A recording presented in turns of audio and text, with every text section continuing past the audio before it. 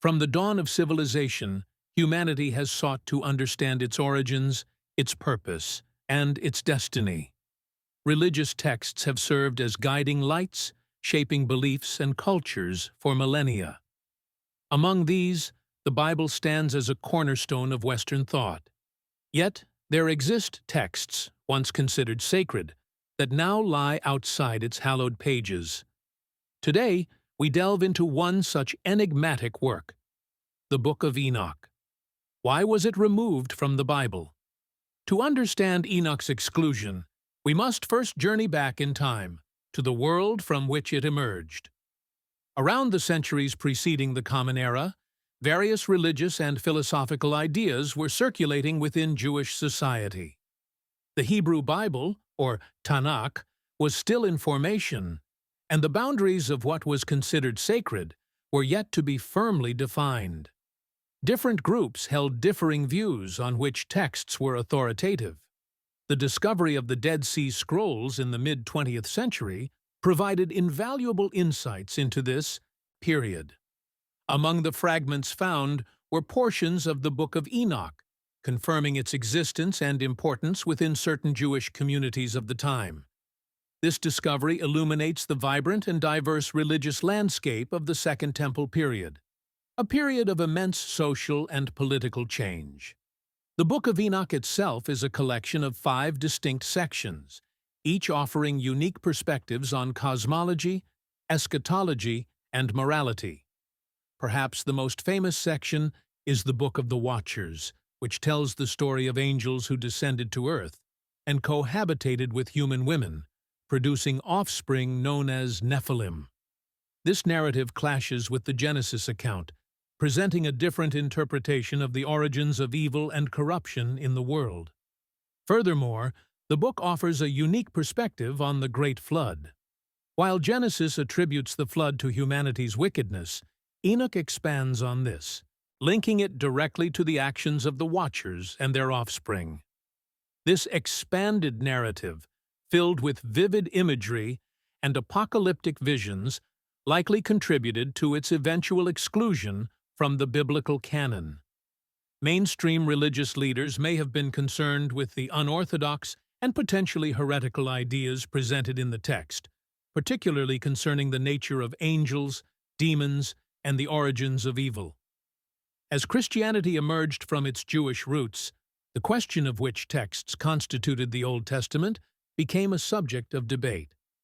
Some early Christians embraced the Book of Enoch, citing its prophecies and its shared themes with the New Testament. The Epistle of Jude, for example, directly quotes from the Book of Enoch, indicating its acceptance within certain early Christian circles. However, other influential figures and church councils questioned its authenticity and its compatibility with established doctrines. Over time, the process of canonization solidified, and the boundaries of the biblical text became more defined. Factors such as apostolic authorship, consistency with established doctrine, and widespread acceptance within the Christian community played a crucial role in this process. The Book of Enoch, lacking clear apostolic authorship and containing controversial theological concepts, gradually fell out of favor in the West. The Jewish authorities had already excluded the book from the Hebrew Bible's canon, probably for similar reasons. However, the story does not end there.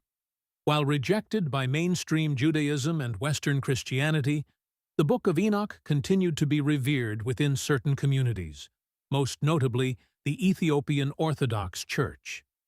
To this day, it remains part of their biblical canon, considered a sacred and inspired text. This preservation highlights the diversity of religious traditions and the varied interpretations of sacred texts across different cultures.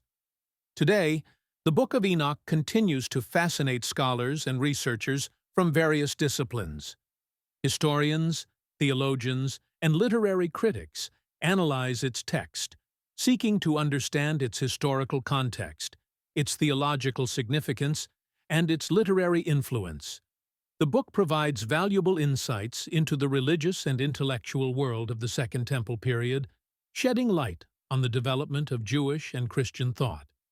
It helps modern scholars to understand the intertestamental period, the 400 years between the Old Testament and the New Testament, when the Jewish religion was evolving and various sects developed that would go on to influence Christianity. The question of the Book of Enoch's veracity remains a topic of ongoing debate. While some view it as a valuable source of historical and theological information, others remain skeptical, citing its pseudepigraphic nature and its potentially heretical content. Ultimately, the book's significance lies not in whether it is considered divinely inspired, but in its ability to illuminate the complex and multifaceted religious landscape of the ancient world. It also raises questions about the process of canonization and the reasons why certain texts were included and others excluded. The Book of Enoch's journey, from revered text to apocryphal work, is a testament to the ever-evolving nature of religious belief and the complex interplay of history, theology, and culture. By examining its story, we gain a deeper understanding of the forces that shaped the Bible and the world we inhabit today.